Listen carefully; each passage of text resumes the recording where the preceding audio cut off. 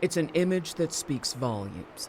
One man who now lives at Northfield sits alone in front of a sign that residents made in their futile protest to stay here among friends who have become like family.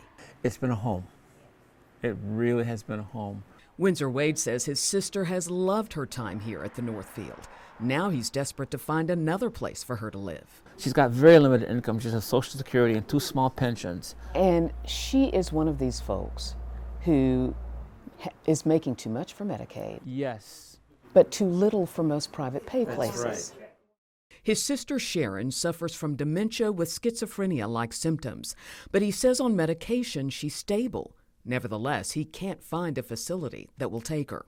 Northfield employees say she's one of about 15 residents who have not yet found a place to live.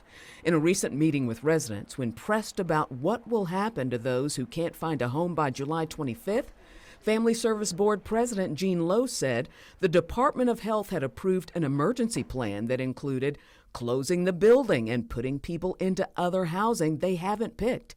It might be shelters. Colleen Dooley was there.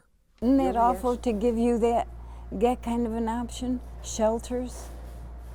Oh my God. Colleen hasn't yet found a home. Did DOH really approve putting these seniors in homeless shelters?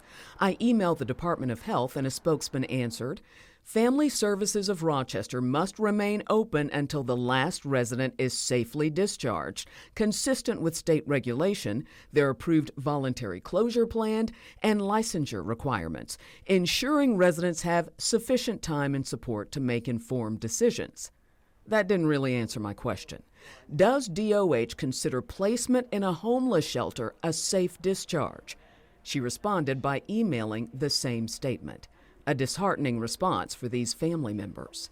Because you all were so close as children, that must be really difficult. Yeah.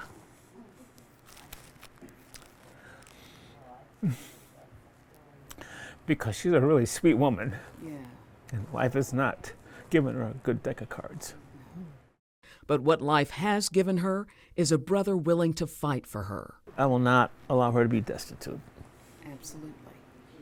Absolutely. It will not happen.